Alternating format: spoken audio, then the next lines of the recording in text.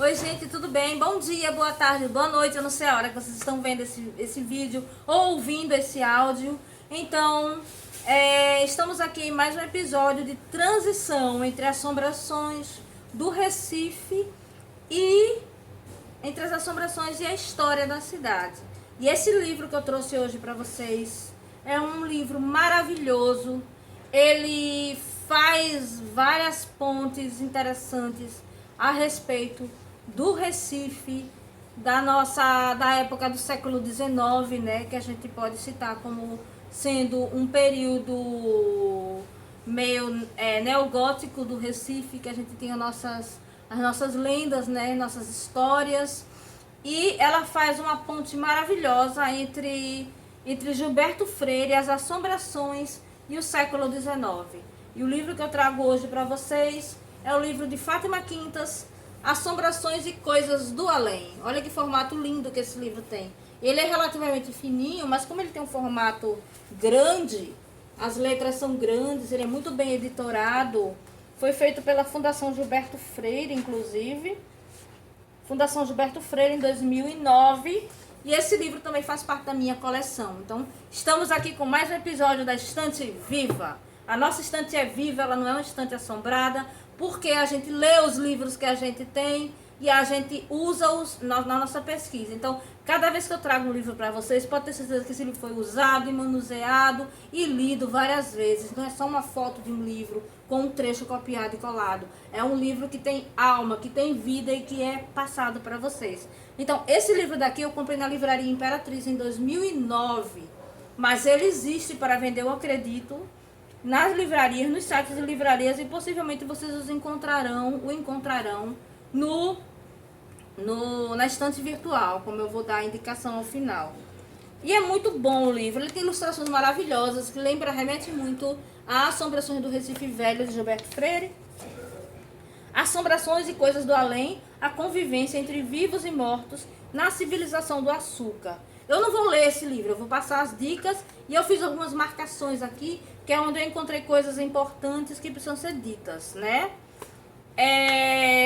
A gente tem que entender que as assombrações, a ideia do assombrado, já existe há muito tempo, né? Nós tivemos que conviver com esse fato da morte. Desde o homem primitivo mesmo, ele teve que conviver. E às vezes a assombração, ela é uma forma de você transpor o seu medo, né? De você, ou a sua saudade, na forma de uma assombração. Aqui, nessa página que eu marquei, ela está falando sobre uma história que contaram, né? Que tem uma pessoa chamada Roberto da Mata, que ele contou a história. Lembro-me de um caso de aparição que até hoje permanece vivo em minha memória e que ilustra tudo vivamente. Ele ocorreu com tia Amália e foi assim. Tia Amália era irmã do meu pai, solteirona, que sempre viveu conosco e que tomava conta de todos nós, então crianças.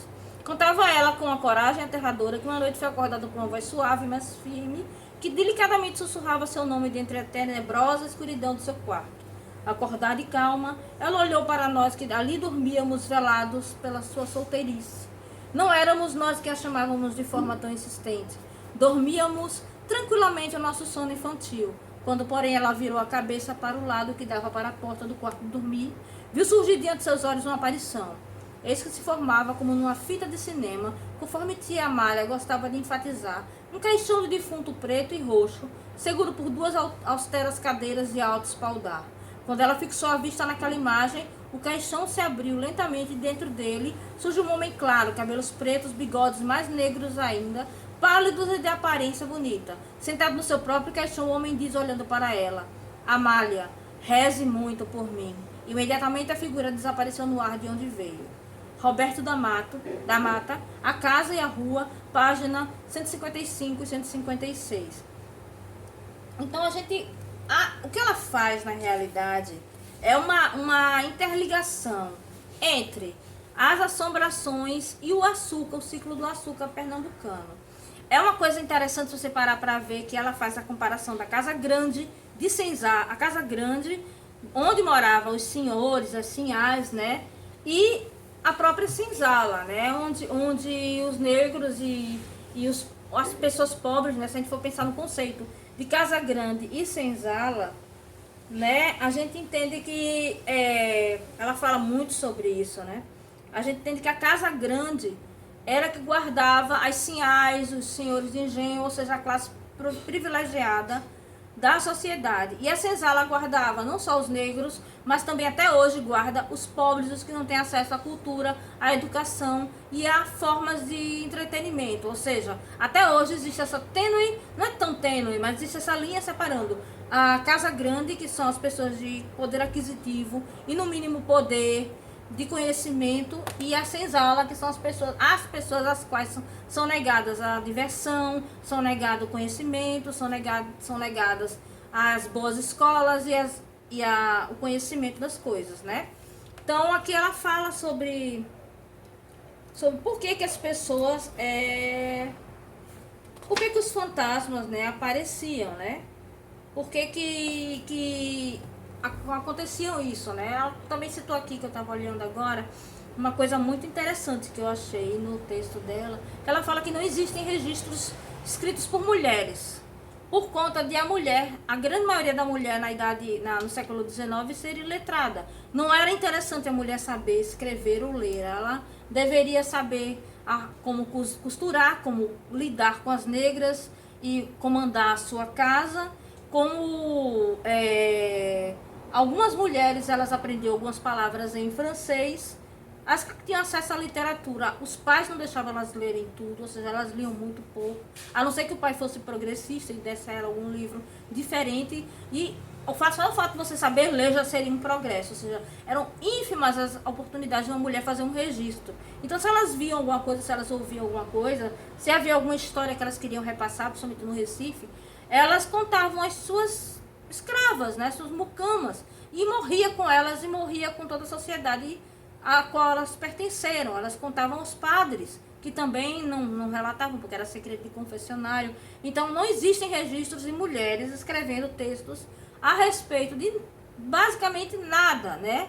A mulher aprendia a tocar piano, a mulher aprendia a tocar violino, e isso até o século XX, até meados do século XX, isso ainda era de bom tom, início do século XX. Inclusive, uma das escolas que foram abertas no Recife, que era a Escola Santa Margarida, ela foi em 1930, minha tia estudou nessa escola, tem foto dela com uniforme, e foram as primeiras moças que fizeram uma escola mesmo, digamos assim, uma escola que era chamado curso normal, né? Tem um cabelo aqui que eu não estou conseguindo tirar. E as pessoas, elas eram muito pouco, as mulheres, né, eram muito pouco letradas a respeito, né? Isso é interessante você parar pra ver, não existe o ponto de vista feminino da situação. Tem um outro livro de Gilberto Freire, que é Vida... Peraí, deixa eu pegar aqui. Estou até com ele aqui. Calma que eu acho. Tá aqui. É bem antiguinho esse daqui. É Vida Social no Brasil, nos meados do século XIX. Esse livro ainda vou indicar para vocês. Olha que coisa maravilhosa. Esse livro é 1964, gente. Eu nem sonhava em ser um ser humano. Esse livro estava no mundo, já era velhinho. Então esse livro daqui, eu uso muito ele como minha base. Ele foi escrito por Gilberto Freire quando ele tinha 22 anos e foi feito a partir da tese de mestrado dele na Inglaterra. Depois eu passo para vocês um pouco mais a respeito, mas esse livro dizia isso. Basicamente a mulher era criada dentro de casa, praticamente saía de casa para casa do esposo, geralmente 14, 15 anos na idade que casavam, e elas engravidavam e morriam no parto. Grande parte delas morria no parto. Eu até coloquei isso no meu livro. A minha personagem Beatriz, a mãe dela morreu quando ela nasceu. Então, provavelmente a mãe dela morreu de parto, né? E eram meninas, eram adolescentes que não se tornavam senhoras. Ela fala isso aqui também no livro, que eu acho interessante. Que eram adolescentes que não tinham oportunidade de crescer e se tornar mulheres adultas, de se tornarem moças, né? Isso é bem interessante. Cadê? Deixa eu ver se eu encontro esse texto que eu achei interessante dela. Aqui, né? E aí essas moças, elas não tinham chance de se tornar mulheres feitas.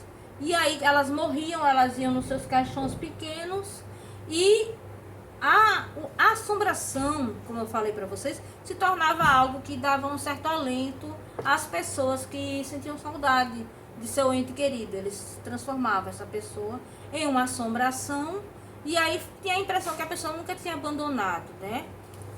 E daí a gente vai para o interior para falar sobre, bom, vamos falar sobre os enterros, né, também das casas a casa grande era um lugar que você tinha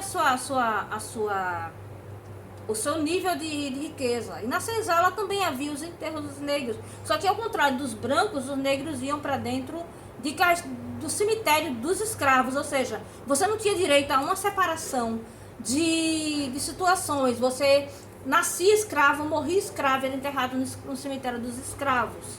Você nascia senhor de engenho, nascia senhor de casa, de fidalgo, e você morria fidalgo. Ou seja, havia essa separação. Você nascia escravo e morria escravo, você continuava na eternidade, na posterioridade, você continuava sendo um fantasma, sendo um escravo, sendo uma pessoa considerada de baixa estirpe. E isso a gente entende, né, que os escravos eles eram realmente colocados numa situação de horror mesmo. A gente pode até contextualizar a situação dos escravos, mas a gente nunca vai poder entender exatamente. Primeiro, porque eu não posso entender a situação de uma pessoa negra, eu teria que ser negra para poder falar sobre isso. Segundo, a gente nunca vai entender, mesmo sendo negro, a gente não vai entender a situação de uma pessoa que nasce sem a sua liberdade.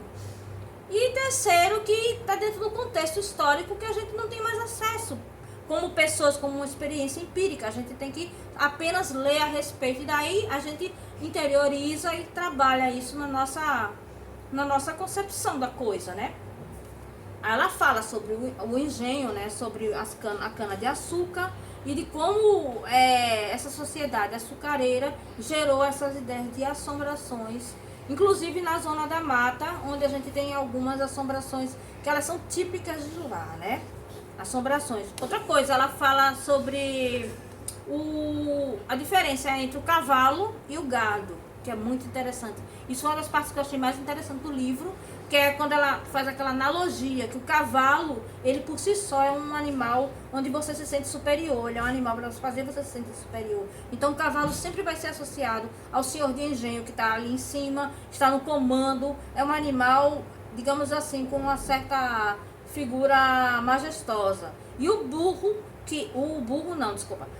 boi, ele é um animal que é ligado diretamente com o escravo, que é um animal que é manso, que é cordato, que é amarrado numa roda de moer açúcar, e ali ele passa a vida inteira rodando a roda de moer açúcar e fica por isso mesmo. Então, existem essas duas diferenças, né?